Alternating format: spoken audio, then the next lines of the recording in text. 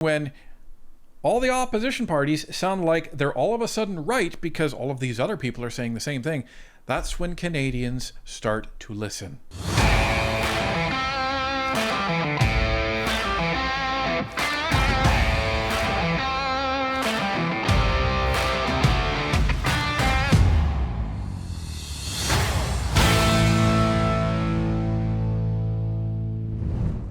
Yesterday, we put out a video that showed that the wider Canadian business community was sour on Mark Carney's budget.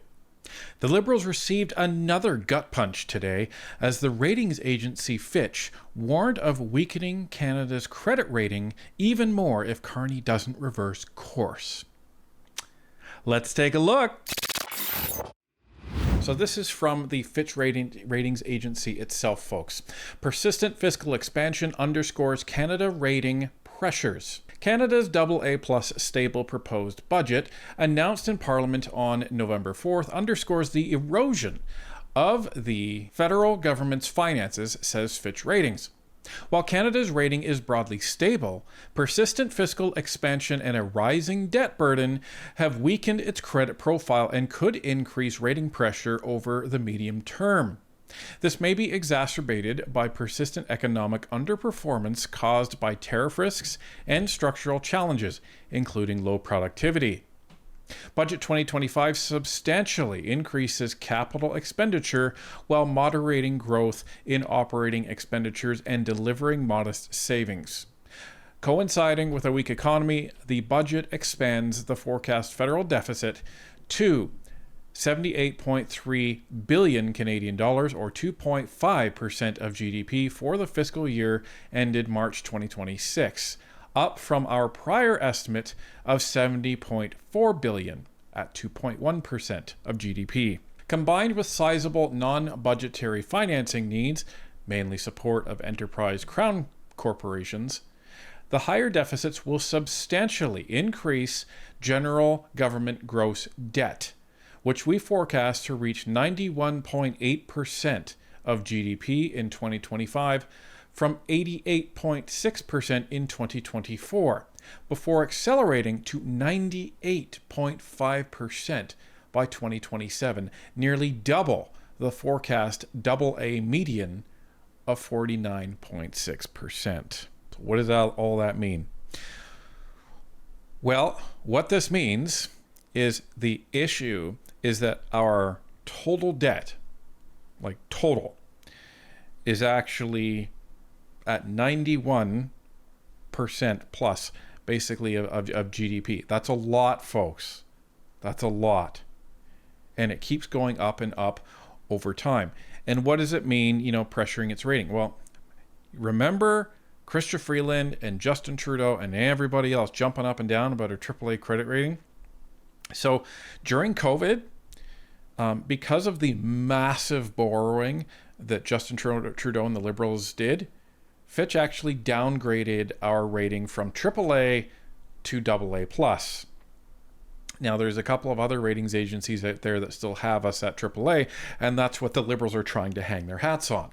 But what Fitch is saying is, listen, you keep raising your debt and you keep spending more, and if your debt to GDP ratio keeps going up, this is going to put even more pressure on your rating.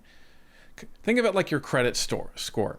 When you go in to apply for a credit card or when you go to buy a car, you get a credit check, right? So the bank will actually run a credit check on you, which will impact potentially your interest rate because it tells the risk profile in terms of lending to you.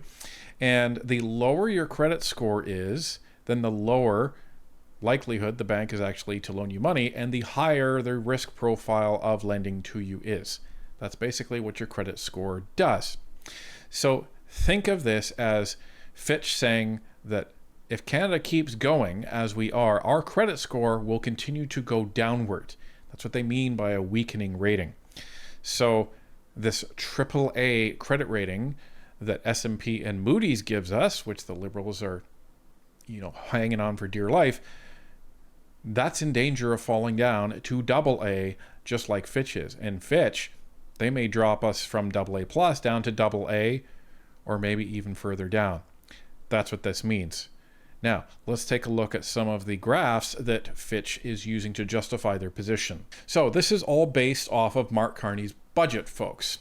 So what you see is in blue, that's the quote-unquote capital investments that are being made by Mark Carney, and the red is the operating deficits, right? So the blue is how much we're going into debt to spend on quote-unquote capital, and the red is how much we're going into debt spending on quote-unquote operating. So you can see in that first column there, if our anticipated deficit is supposed to be $78.3 billion. You can see why that's basically at around 80 billion. So hopefully that makes sense.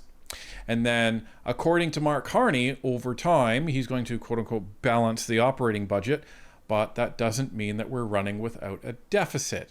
So you can see that as of 28, 29, Mark Carney is saying our operating budget will be balanced, and then we will only be spending in capital. Well, a deficit is a deficit is a deficit. It doesn't matter if you're, operating at a surplus of one and a net deficit of the other. A deficit is a deficit. Now, the one thing to keep an eye on is the bottom line graph, and it's the yellow line graph that is going through those amber graphs there. So what that is refinancing needs. Now you'll notice in 28, 29 that starts to really go up significantly. Why is that? Well, it's around these times that guess what is starting to come due? All of the borrowing that we did during COVID, right? Because when the government borrowed that massive amount of money, they borrowed when the interest rates were really low. Remember that? Remember they said, we're going to borrow so you don't have to? Yeah. So this is where the Liberal government didn't bother to anticipate, well, what's going to happen in 5 or 6 years? No, they didn't care about that because they only care about what's going to happen in the next 5 or 6 months. So the government is going to have to refinance all of that debt because we haven't paid it off, right? We're still $1.3 trillion in debt. So when we borrowed at around 0.25 and 0.5%, that is now going up substantially to now 4 or 5%. So this is the problem, because what we were paying to service that debt is now going to go up significantly. And that's where the debt services costs really start to go through the roof. Because if we borrowed hundreds of billions of dollars over the course of that small amount of time for COVID at a very small interest rate, well, that's great in the short term, but now we're going to start to pay for it later. So this is where all of these hens start coming home to roost. So every time you borrow every year, you're issuing new bonds to actually borrow that money. And then every year you're refinancing that at the new interest rates over time. So you're always in a lag in terms of refinancing that debt that you borrowed 5 or 6 or even 10 years ago. That's what that means. And so despite the other bar graph that you saw, where the calculated deficit is going to be relatively stable, doesn't matter. We're still borrowing more money over time. That doesn't mean we're not borrowing anymore. It just means we're not borrowing more than the previous year. That's all that means. So even though that's allegedly going to be stabilizing, the refinancing costs continue to go up. And if Mark Carney says he's going to reduce spending in order to offset the increase in debt servicing charges, well, good luck with that, because you don't seem interested in cutting spending anymore. Anyway, let's continue to the next chart. So this is Canada federal deficits. Again, this is from Fitch, right? These guys are nonpartisan. They don't care. They're just evaluating. So the main thing to look at here is what was forecasted in budget 2024. That was Justin Trudeau's last budget. That's the orange line, not the top one. It's the orange line. And the fall economic statement was about 5 months after 2024 dropped, right? That was the one that was dropped in the House of Commons, and Chrystia Freeland, resigned because she didn't want to present it. That's the green line. So what is important here? What's important is you can see the vast difference now in Mark Carney's forecast in yellow versus all of those other budget plans. Okay? So blue was the plan from budget 2023, and you can see that that completely changed from the fall economic statement of 2023, so they're way off. So that's the red line. And then when Trudeau put his budget out for 2024, it was similar in line to the fall economic statement of 2023. And then that changed again in the green line of the fall economic statement of 2024. And now Carney's new budget blasts it all to smithereens. As you can see, that yellow line. So that is the projected deficits. Projected, folks. And this next paragraph makes it very, very clear how little we should actually trust this. Budget 2025 also rolls out new structural features for the budget process and framework, including separating the capital and operating budgets and announcing the annual budget in the fall rather than in the spring. The budget outlines new fiscal rules that promise to balance the operating budget by fiscal year 28-29, implying that the full federal deficit thereafter will be from capital expenditure and to yield a declining federal deficit to GDP ratio. However, the Canadian government has a track record of upward deficit revisions, with subsequent budget updates consistently worse than prior projections. Given that these rules are non-binding and prior versions have been ignored, federal finances run a high risk of further deterioration.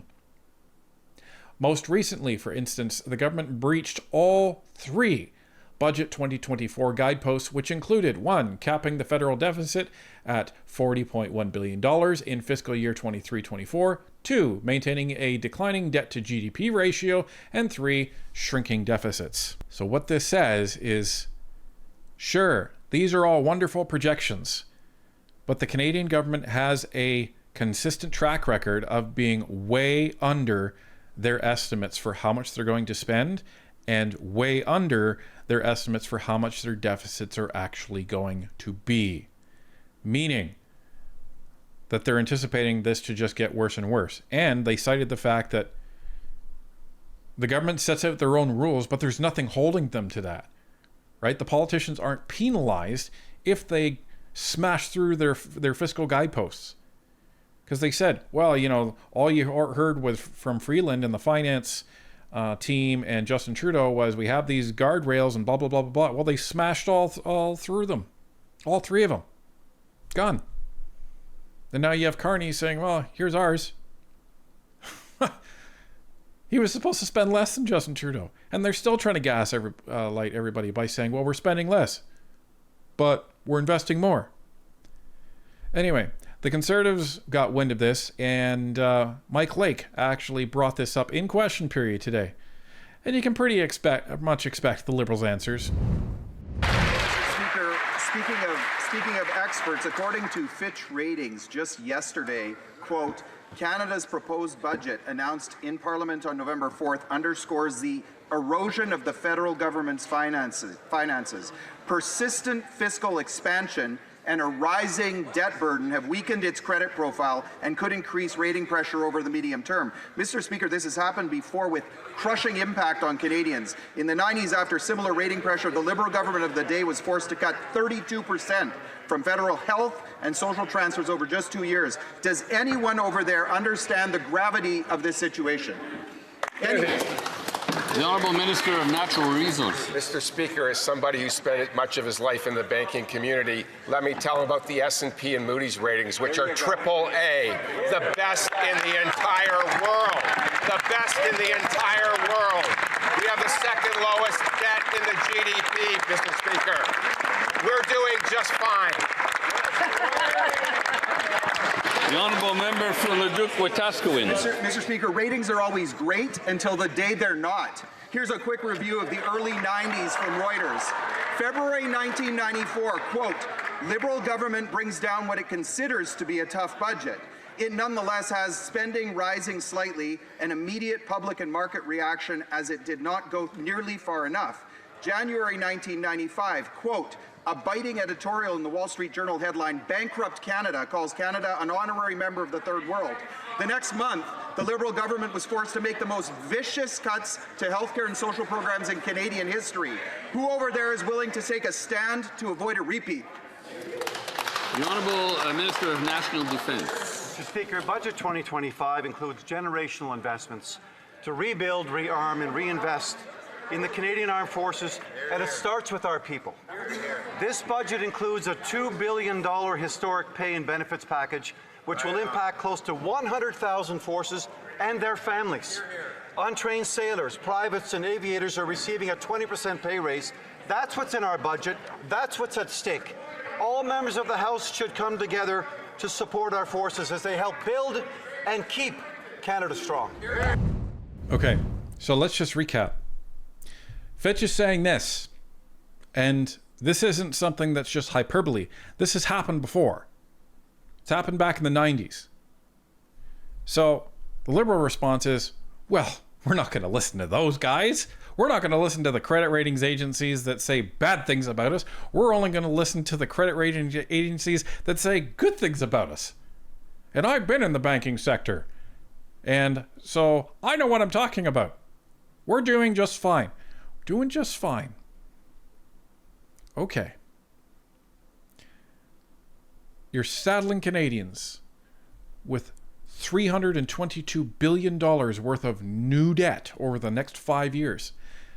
And we're doing just fine. Got it.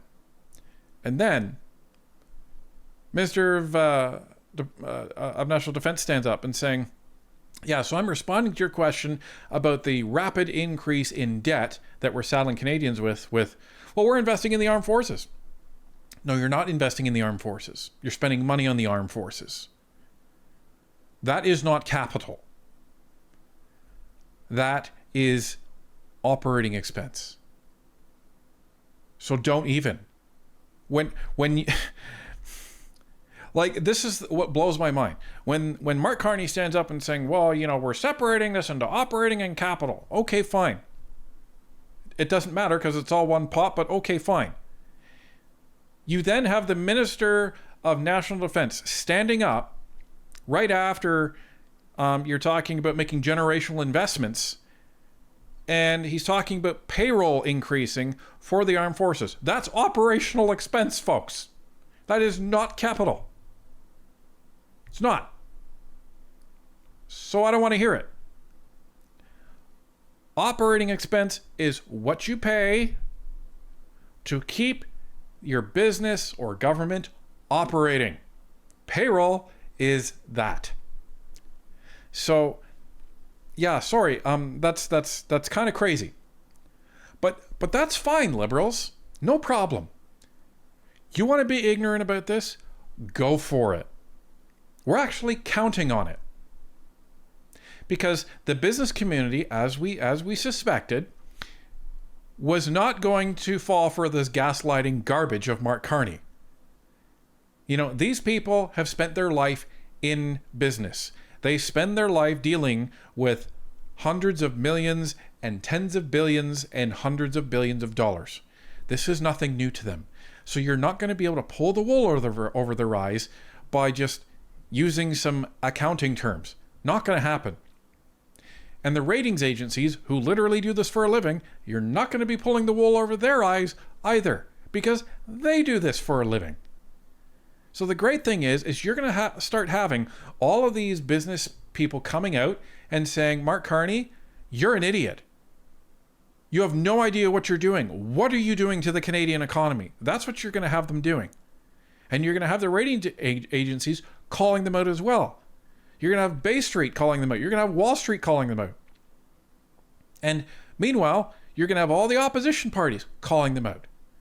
And when all the opposition parties sound like they're all of a sudden right because all of these other people are saying the same thing, that's when Canadians start to listen.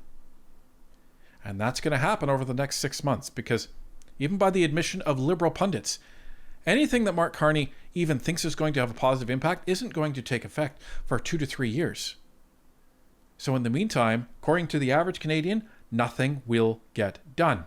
And when nothing gets done, Canadians get impatient. And when Canadians get impatient and they get frustrated, that's when they want a change of government.